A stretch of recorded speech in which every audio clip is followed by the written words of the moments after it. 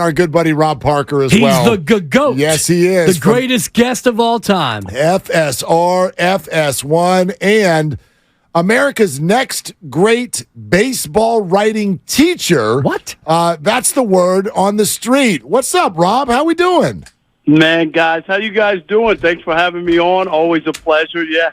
I mean, I got a little news you can use, but yes, Mark, my class, I'm an adjunct professor at USC, and I proposed a class and developed one on baseball writing, and it got approved for the spring semester 2024. So I'm thrilled. I'm excited. I can't wait. And we're going to start for people who, need to learn a little bit about covering the national pastime, and I'm expecting to have some great guests. The best part of it all is we're going to expand it to 10 or 12 other schools around the country, nice, including some HBCUs. There you go. And do it on Zoom, and then I'll travel around the country teaching at least one class on campus for every school. Will you now be the GOAT, the greatest professor of all time? There we go. That's perfect. I'm here for you, Rob. Yeah, I'm the GOAT. Well, listen, speaking of all that stuff, Dibs and I were having a conversation about a half hour ago that was literally tailor-made for you.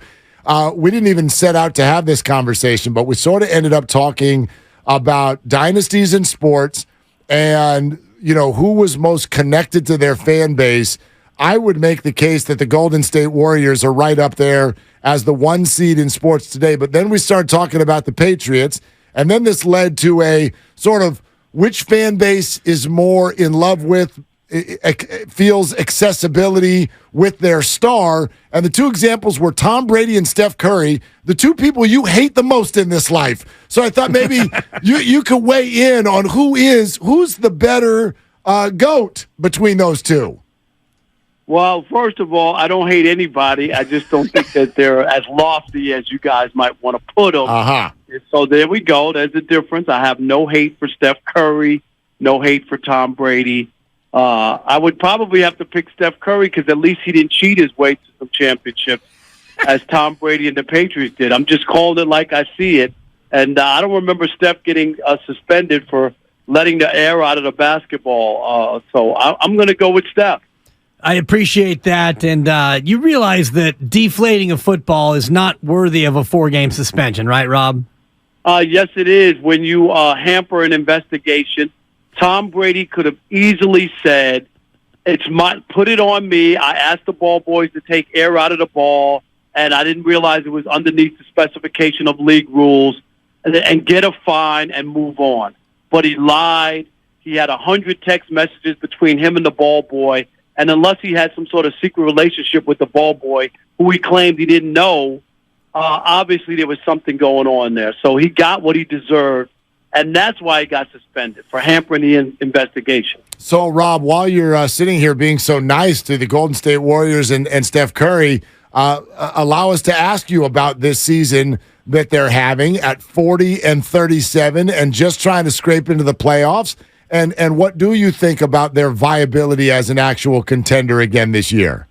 Well, I mean, you always have to consider them to be in the mix. They had, to me, just an awful display on the road. I mean, just for a team that good, coming off a championship, to be as embarrassingly bad as they were most of the season. I know lately they've won a couple of road games, but they almost had the identical reverse record from home where they were very good.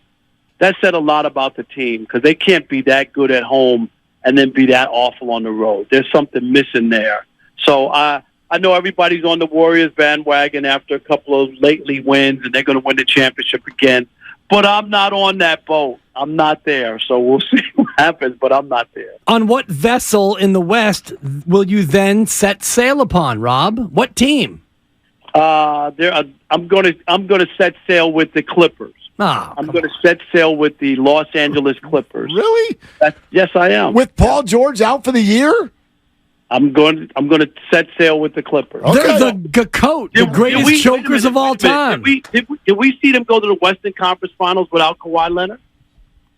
I'm just asking. Did we? Not last year we didn't. No. Not last year we didn't. We did. No, we didn't. What are you talking about? The That was Warriors, Dallas. the Warriors beat the Mavericks in the Western Conference Finals. I had tickets, Rob. I was at the 2 arena. years ago. Man. What do you- Yeah, 2 years. Well, how's 2 years ago relevant? No, but they went without Kawhi Leonard. Don't you remember? He was injured. That's all I'm asking you. Yeah. I mean, No? they're a different Western Conference, different time, different team. Okay, but Russell did they go Westbrook is is what on my this point team. was. They didn't have their best player. They went. Now they have a healthy Kawhi. I'm going with the Clippers. Hey, Okay, I appreciate the answer. Yeah, speaking of the availability of players, we've been batting this around a little bit. There was some breaking news right when we took the air today, Rob, in that Andrew Wiggins, who's been missing for 20 games from the Warriors lineup, and we don't really know why, and the organization is giving him his space, but Wiggins is reportedly back in the Bay Area, and he's been working out. We don't know anything beyond that, but this market and this team has been very, very understanding. With all the markets in which you have worked and performed, Rob, what is your perspective on this kind of a story, and would it be different if it were in a different market? Absolutely. In New York, where I worked, as you know, both covering the Knicks and the Nets, and as a columnist in New York, people would have been digging, and there probably would be some stuff out there. It's surprising that it's been under wraps. I mean, I've heard rumors myself, stuff that I would never repeat because that's all they are to me, and that's not what reporters do. But, you know, I'm sure you guys have heard some stuff as well. But it's definitely shocking that a guy could be away. And, you know, and personal life does come into play when it does affect whether or not you play. Like Tiger Woods getting hit over the head with a golf club and not being able to play. And his marital issues became news because all of a sudden he couldn't play anymore. So it's a slippery slope. But when guys don't play, I think, you know, people have their own issues. But when you stop playing, people kind of want to have an idea of why you're not playing. I appreciate your restraint, considering you are a professor now and you're giving back to the future journalists of America.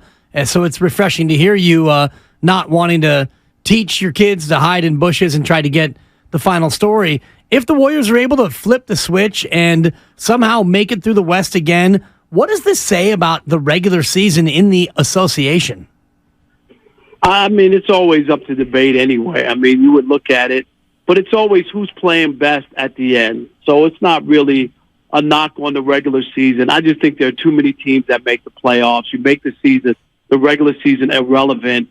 20 of the 30 teams make the playoffs. Why not just put everybody in if you're going to go that route? I think that's where the NBA has a misstep, and people don't tune in like they used to and to games. When I was covering and in Detroit in the early 2000s and went to every Pistons game or watched every game, you know, because they mattered. And now, you know, it's passing. If it's on, you might watch it, and you might want to see, like, certain matchups. Every time you turn on a particular matchup, both stars aren't playing. I just don't understand how people are supposed to get up for that. It happens way, way too much.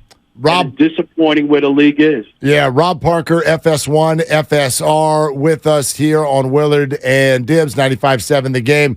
Rob, you're probably in tune with this. The San Francisco Giants have a pretty angry fan base out here right now to start a year. Very disappointed in the way the offseason played out, even though they, in theory, kind of got Carlos Correa for a moment, but then that all fell apart. And so the fan base, and I think fairly, feels like this team is not offering anything with pizzazz or pop to its fan base, even though there was a very successful season 2 years ago. What would you say to the Giant fan base about the way that this thing is being constructed? I don't blame them for they got a beautiful ballpark. They got an unbelievable fan base. People in San Francisco love baseball, and they should have a better team. They're one of the top 5 teams in the game. I love that they went after Aaron Judge, a San Francisco native from the area. I love that they went after him. That fell through. He decided to go back to the Yankees. And the Correa thing they tried, that thing also kind of blew up or So they did try to get a star there. But that city and that fan base and that ballpark, they deserve to have marquee players. When you look at what the Padres have done with the players they picked up, and of course the Dodgers do it every year, the Giants should be right neck and neck with them. I think they make the 5th most money in baseball, or the 5th most valued franchise, but they're not acting like it. Yeah, they make the 5th most money, but they're not spending the 5th most money. You mentioned they went after Aaron Judge, but Rob, then they didn't go after Aaron Judge, meaning they face him in the opener, and instead of throwing at him and sending a message to Aaron Judge and the entire Judge family, they threw him a cookie on the outer half. What kind of baseball is that, Rob? That's baseball 2023, the one that they want to be over in 2 hours and 10 minutes. Oh, man, soft. Yeah, if Bob Gibson was pitching, it might have been different. Thank you. Things are different. You know that. They're not throwing at people. I long for the halcyon days, Rob. Yeah, those days are long gone. But it was, I give them credit. I mean, they tried. They put up big money for Aaron Judge, and it just didn't happen. But the Giants deserve better. I mean, 2 years ago, they had a nice run and won the division by a game. That was awesome. People down here in L.A. were sick to their stomachs because they were so out of nowhere. But I come to San Francisco every summer to go to one game, sit at the ballpark. I love going there. I love an afternoon at the ballpark. So I'm a little disappointed, though, where the Giants are. They're like the Red Sox. I don't know what they're doing either. Yeah, same two kind of fan base vibes right now. By the way, Rob, my man Dibs here, I know he sounds like he's like poking fun and sarcastic. He's not. He actually thinks the Giants should have thrown one at Aaron Judge's head. Not his head. Do you? Not his head. That's what you said yesterday. I never said his head. I said between the shoulder blades and the midsection. Okay, Mark. do you believe that when someone does not take your free agent offer, that means you should be thrown at first opportunity the following year? Absolutely not. I mean, come on. I mean, he stayed with his team. I would be mad maybe if he took less money to go play for the Devil Rays, or the Rays, I should say, rather than the Giants. That might piss me off. But to stay in New York with the Yankees, I mean, I don't know how you could be mad at the guy. He was drafted there, he developed there, and that's where he felt comfortable. You don't have to be mad at him, but you can send him a message and let him know that what he did to the Giants fan base, Rob, he came out here and he clowned them. He was the goat. He was the greatest clown of all time. He came out here and he clowned the Giants. He needs to pay for that. Wow. He Rob, what happened to your edge? You used to have this great edge, but now you're a professor. I said the same thing yesterday, Man, Rob. At the start of the show, I'm like, wow. Hey, I still have my edge, but I think it has to be in the standpoint of like being fair to people. To say that they should be mad at Aaron Judge because he stayed. I just can't. I can't get on board. I get it. You're in San Francisco. You're mad. You got to watch that baseball team all year. I'd be mad too. Yeah, let's just throw him a 91-mile-an-hour cookie on the outer half instead. And you know what? They should have just carried him around the bases. That would have been better. What happened to you, Rob? Where'd the old Rob go?